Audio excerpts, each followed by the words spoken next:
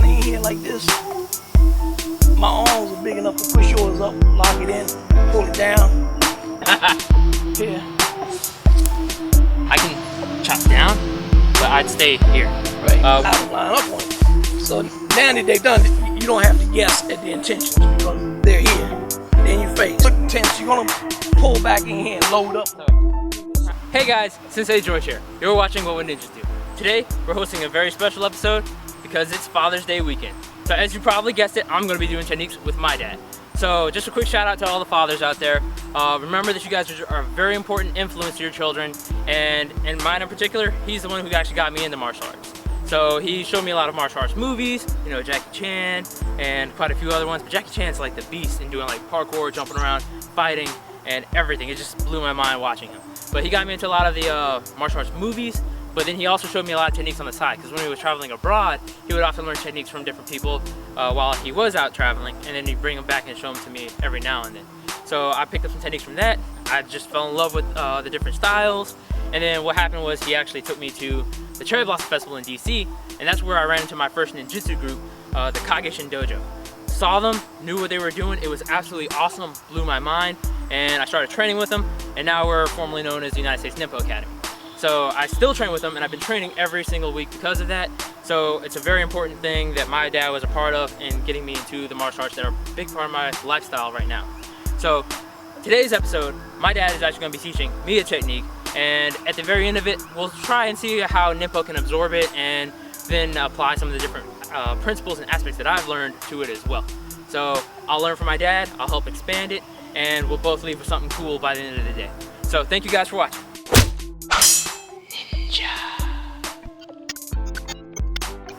Let's get down to business. Hi, I'm Sensei George's dad. I'll be training with him today to show you a few techniques that I've learned along the way. So where do we start? So the first technique that we're going to go over today is a cane technique that I learned. It's for older people or anybody that happens to use a cane in their daily life. It's going to give you a little understanding about situational awareness, how you should never walk into a place not knowing where you're going or not being aware of what's around you. So all of these will come into play, and we'll explain it as we go along. Hope you enjoy this. I know I'm looking forward to it. Spend a little time with my son. Okay, so what do you want me to do? Okay, so to set this up,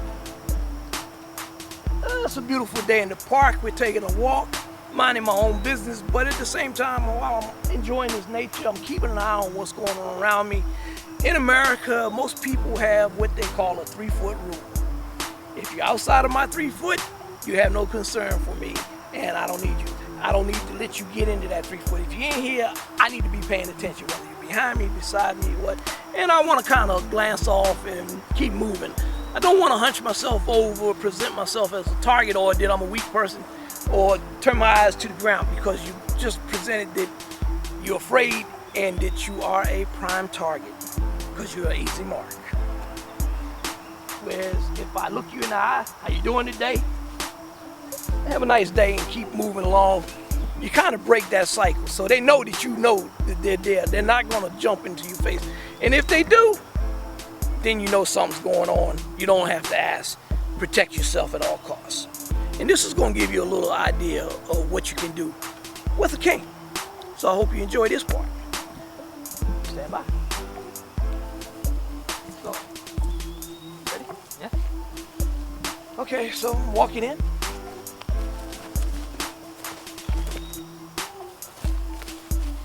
Now obviously I didn't strike him, but I could have. Come across, back up, swing that across his skull. Once he's down, check your area to see if anybody else is with him. Evacuate. Don't stand by waiting for him to get up or get his senses together. You need to keep yourself moving to a safe place and make as much noise as you can to draw attention to yourself so that other people pay attention. That'll drive him away even further. And it may be that it'll discourage anybody else that's with him. And don't just strike silently, yell loudly. We're gonna do this one more time in real life. Ready? Hey man, like... Hey! What are you doing? Leave me alone!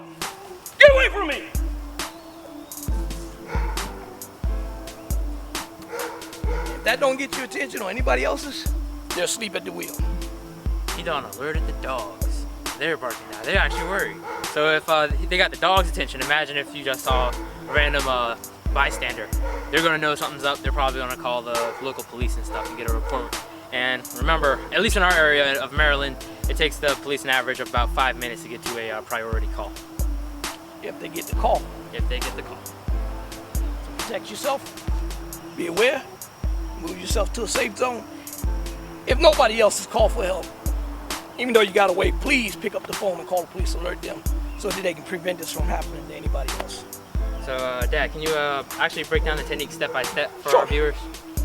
The idea is I don't want to stand here in this zone where you can strike me. I don't want to make myself an easier target. So as you grab me, I already know that you tried and you're going to do something, whether you say verbally or whatever. You've already made your intentions known to me just by this move. Step away, raise up on the cane, drop down. When you drop down, you want to come across this radial bone. You want to cinch that in. Once you cinch that in, you want to roll over and drop that stick across the temple, under the ear, as hard as you can with your whole body. You're using a rotation of your trunk to drive it across. If you don't knock him out, you knocked him senseless. You knocked his balance off. It's giving you a chance to evacuate. The other part, depending on which way he sprawls, that should drive your line of retreat. Move forward, move back, keep him in your sight, and roll. Now, one thing I want you guys to see on my part is a person being attacked for once, right? When I go to grab, he does this flip over to the lock. Okay, so you see me ducking to protect my head. That's again because my dad's being nice and he doesn't want to knock my head senseless, because then my mom will knock his head senseless. But when he grabs this and he lifts up with his forearms and pulls this down at an angle, so he lift up with this portion like you were before, it's actually raising my arm, okay? If my arm is being raised, it's really hard for me to tuck my head.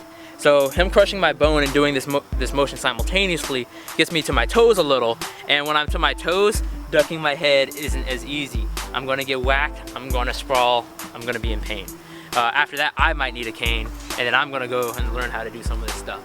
So that's just something to keep in mind as someone that's being attacked, is that this will get you to your toes, and when that happens, it makes it harder for the person to not be able to duck, and it'll make the technique success rate increase. So just definitely make sure to get them to their toes. It's happening. You guys may not have seen it in the dynamics. I wanted to point it out for you. Well done. Anything else you want to add on to it? Yeah, I don't want mom throwing me out. Yeah. Okay. But as he said, when you come across, you wanna, don't look away. You wanna make sure that when you spring that crane, when it comes across his cranium, under his ear or across his temple, you wanna throw that whole body down into it. Now, again, this is so that you can escape, get away from the danger as fast as you can. If you don't see a ready opportunity, or if you think there is somebody else coming to his aid, you might want to strike him one more time and roll. And that's just to give him pause. So that if somebody is coming to his aid, they have to tend him, not attack you. Just one more question that I want to throw out there. We're under the idea that this person there with the cane does have the capability of running. So in this instance, are you suggesting that a cane would probably be a good everyday walking stick even if you don't need it? Yes.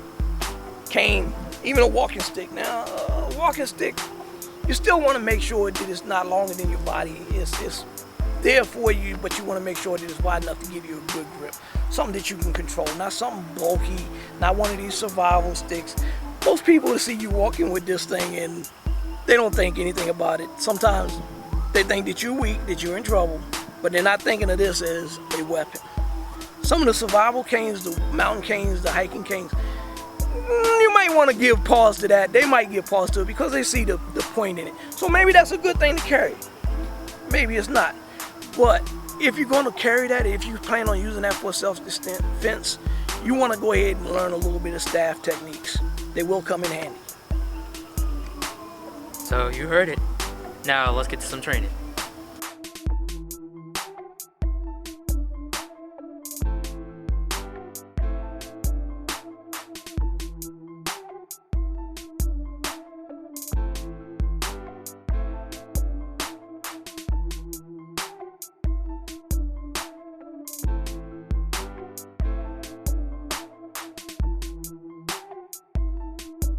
Okay guys, so we had to do a quick change of location. One of our neighbors decided to cut grass, but it happens, you know. So now I'm just gonna go into a few elements that I'm gonna be adding in from Ninpo and how I would absorb the technique, and just a few key points that may take this technique to the next level. Because what we had was some extremely good foundational movements. Now I just need to throw in a few other things to make you a better warrior, and how I would apply it myself. So same technique, the opponent would come up to grab you. Now on this initial grab, I have to be aware that he's not just grabbing me, that punch is coming in square from my face.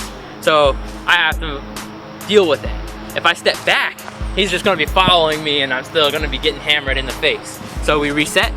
So the first thing being, he comes in for that movement, I step off line immediately. So if he were to try to punch me, even from this position, I'm whipping him around and moving him to the point where he's not gonna be balanced, his arm's being yanked over his knee, which means that he'll lose his balance and I can whip him around as needed. So my first movement, and you might want to catch from the opposite side as well, is that once that grab happens and I move offline in this fashion, I'm to his rear, his head's coming down, it sets up the technique a lot better. So the first element of Ninpo being added to this is move offline on the initiation of the technique. Now, number two, he comes in for this grab. Depending on how I want to use the staff, you have two options. One being using the long end, coming over and striking from the front. But if you strike from the front, his hand's there and he could guard it.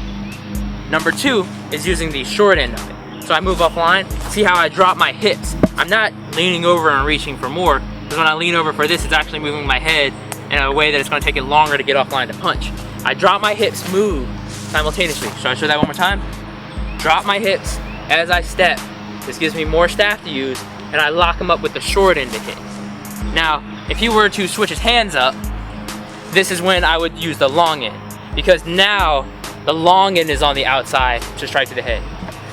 But you can control the technique and change it as necessary. So say he grabbed me on the opposite side again.